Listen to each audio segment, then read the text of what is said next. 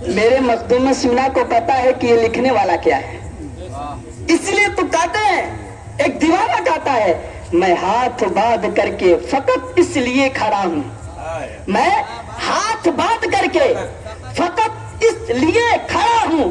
ارے کیا مانگے گا دیوانہ سرکار جانتے ہیں، کیا مانگے گا دیوانہ سرکار جانتے ہیں۔ آپ اللہ کے ولی تھے، آپ سمجھ گئے یہ کوئی عام شخص نہیں ہے، یہ اللہ کا بہت نیک بندہ پرہیزگار ہے، ورنہ اس دنیا میں لوگ اپنے بھائی کو قتل کر دے رہے ہیں زمین کے لیے، مال کے لیے۔ میں نے تو دیکھا نہیں، ایک سیب کھا کر کے میرے پاس معافی مانگنے کے لیے چلا آیا ہے۔ آپ نے فرمایا آپ کی معافی ایسے نہیں ہوگی، آپ کے تیور بدل جاتے ہیں۔ آپ کہتے ہیں کہ حضور جس طرح بھی ہو آپ مجھے معاف کر دیں، چاہے اس کے بدلے میں آپ جو چاہے مجھ سے طلب کریں۔ آپ نے فرمایا معافی اسی شرط پہ ہوگی، جب تک میرے باغ کے آپ رکھوالی نہیں کریں گے تب تک میں معاف کرنے والا نہیں ہوں۔ دوسری شرط یہ ہے کہ میری ایک بیٹی ہے، اس سے آپ کو نکاح کرنا ہوگا۔ آپ نے فرمایا حضور کیا میری معافی ہو جائے گی؟ آپ نے فرمایا جب اس دونوں امتحان سے آپ گزر جائیں گے میرے طرف سے معافی ہے۔ آپ نے فرمایا میدان محشر میں میرا دامن تو نہیں پکڑیں گے نا، خدا کے سامنے کہیں گے تو نہیں نا؟ آپ نے فرمایا نہیں، اللہ اکبر۔ اس کے بعد آپ نے اس سیب کو رکھوالی کرتے رہے، تقریباً 1 سال نہیں، 2 سال نہیں، تقریباً 12 سال تک آپ نے اس سیب کی خدمت کرتے رہے۔ اس کے بعد تاریخ بتاتی ہے کوئی آپ کا مانگنے آپ کا چاہنے والا کوئی مہمان آ گئے۔ آپ نے فرمایا عبداللہ سمعی ایک سیب مہمان آئے ہیں، کچھ سیب لے کر کے آؤ، مہمان نوازی کیا جائے۔ آپ سیب لے کر کے آتے ہیں، جب رکھا جاتا ہے تو وہ سیب پکا نہیں بلکہ کچا سیب تھا۔ آپ فرماتے ہیں کیا آپ کو پتا نہیں ہے کہ پکا سیب کون ہے، کھٹا سیب کون ہے؟ چھوٹے چھوٹے بچے جان جاتے ہیں کہ پھل کون سا پکا ہوتا ہے کون سا کچا ہوتا ہے۔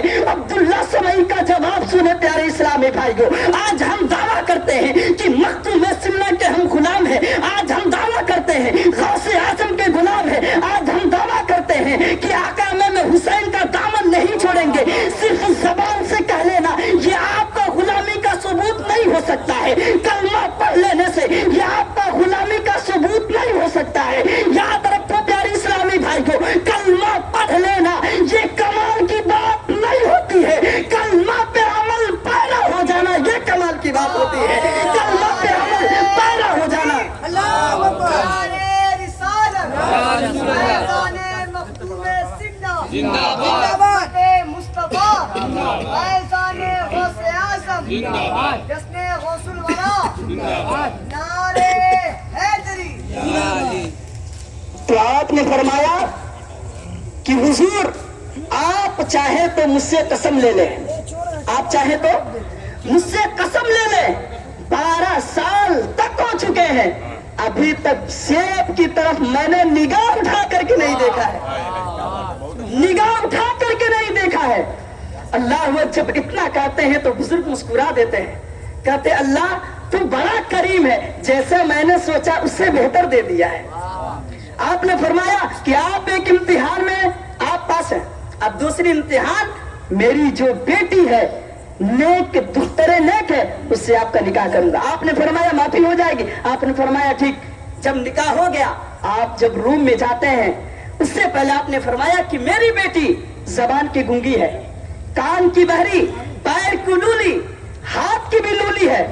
آپ نے فرمایا کوئی بات نہیں، لیکن آج کل شادیوں میں دیکھ لیجئے تماشا ہو چکا ہے، کہنا کیا ہے دہیج تو الگ ہے، خوبصورتی نہیں رہے گی تو شادی نہیں کر سکتے ہیں۔ ہم نے نبی کی حدیث کو نہیں پڑھا، میرے نبی تو فرماتے ہیں جہاں شادی کے لیے جاؤ سب سے پہلے خوبصورتی نہیں دین دیکھو، دین ہے کہ نہیں۔ اس لیے کہ خوبصورتی چند دنوں کے لیے ہے، قبر میں جائیں گے ختم ہو جائیں گے۔ دولت تھوڑا دیر کے لیے، کب رہے گا کب نہیں رہے گا، لیکن دین وہ دین ہے اگر دنیا میں کامیاب ہے تو دنیا سے لے کر کے قبر سے حشر تک کامیابی نظر آتی ہے۔ تو پھر آپ نے فرمایا ٹھیک ہے، آپ دروازے پہ گئے، سلام پیش کیے، وعلیکم السلام کا آواز آیا۔ جب دروازے کو کھولتے ہیں تو کیا دیکھتے ہیں؟ اللہ اکبر، حسین و جمیل ایک نیک دختر خاتون بیٹھی ہوئی ہے، جبکہ وہ پیر سے خود چل کے آ رہی ہے۔ میں نے سلام کیا،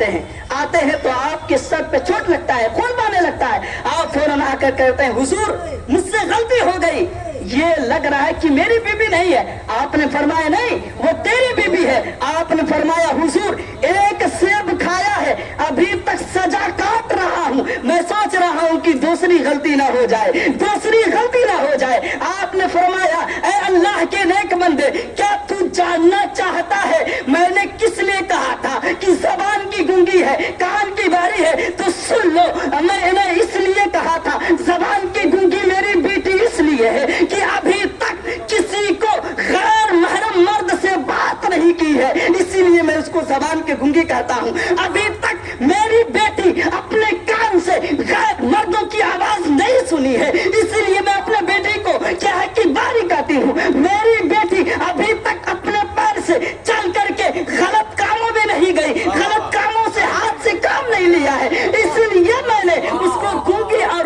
کیا ہے کہ لولی کہی تھی. اللہ اکبر. اس کے بعد جب نکاح ہو جاتا ہے تو پھر میں آپ کو بتاؤں, جب ان سے نیک باپ ہے, جب نیک بیوی, تب اس سے ان کے شکوے عطار سے کوئی اور نہیں بلکہ پیرانے پیر دستگیر شیخ عبد القادر جیلانی ولیوں کے سردار پیدا ہوتے ہیں, ولیوں کے سردار پیدا ہوتے ہیں. اللہ اکبر. جب پیدا ہوتے ہیں تو پوری دنیا میں شہرت ہو جاتی ہے کہ بغداد میں ایک ایسا اللہ کا ولی ہے جو کھیلتا ہے تو عام بچوں کی طرح نہیں کھیلتا ہے, بلکہ زندگی اور موت کا کھیل کھیلا کرتا ہے.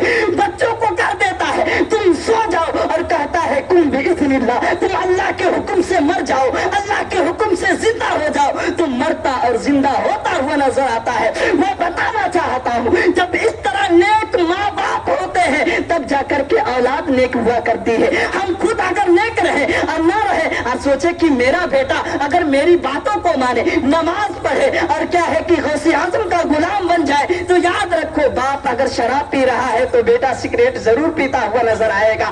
ہمیں اس واقعے سے سبق حاصل کرنے کی ضرورت ہے. میں مانتا ہوں قیامت آ جائے گی, کوئی غوث اعظم نہیں بن سکتا ہے, کوئی مختوم سمنہ جیسا دوبارہ جنم نہیں لے سکتا ہے, لیکن اگر کوشش کرے تو مختوم سمنہ کا غلام تو ضرور بن سکتا ہے نا. اگر کوشش کرے تو غوث اعظم کا غلام ضرور بن سکتا ہے. اور میں دعوے کے ساتھ کہہ سکتا ہوں جو غوث اعظم کا, جو غوث پاک کا, جو مختوم سمنہ کا سچا غلام ہو جائے گا, دنیا اور آخرت میں کامیاب ہوتا ہوا نظر آئے گا. اگر دریا کو کہہ دے گا کہ تم کو راستہ دینا ہے تو دریا بھی راستہ دیتا ہوا نظر آئے گا. اگر پتھر کو کہہ دے کہ تم کو ٹکڑا ہونا ہے تو ٹکڑا ہوتا ہوا نظر آئے گا. اگر مٹی کو کہہ دے تم کو سونا بننا ہے تو سونا بنتا ہوا نظر آئے گا. لیکن شرط ہے کہ صحیح طریقے سے ہم مختوم سمنہ کا دامن پکڑ لیں. یاد رکھو پیارے اسلامی بھائیو, کیا مختوم سمنہ ہم کے عزت سے نہیں نوازتے ہیں؟ کیا مختوم سمنہ سے ہم مانتے ہیں؟ اگر آنسو بہاتے ہیں کیا مختوم سمنہ ہم کو گلے سے نہیں لگاتے ہیں؟ ان کا کرم نہیں تو کیا ہے, اپنے دربار میں بیٹھ کر کے اپنے گنبد کو زیارت کروا رہے ہیں, یہ ان کا کرم ہے. اگر یہ نہ چاہتے تو ایک پل بھی ہم نہ رہ سکتے. اس لیے کہ شاعر کہتا ہے ارادے لاکھ بنتے ہیں من کم ٹوٹ جاتے ہیں, کہ چاچا وہی آتے ہیں جنہیں مختوم اشرف سمنانی بلاتے ہیں, جنہیں مختوم پاک بلاتے ہیں. تو آج ہمیں اور آپ کو اس بات کو کوشش کرنے کی ضرورت ہے, جو قرآن کہہ رہا ہے ہمیں اس پہ عمل پیرا ہونے کی ضرورت ہے. میرے نبی فرماتے ہیں کہ جھوٹ سے پرہیز کرو, اس لیے کہ جو مسلمان ہوگا جھوٹ نہیں بول سکتا ہے. میرے نبی فرماتے ہیں جو جھوٹ بولتا ہے اس کے منہ سے ایسی بدبو نکلتی ہے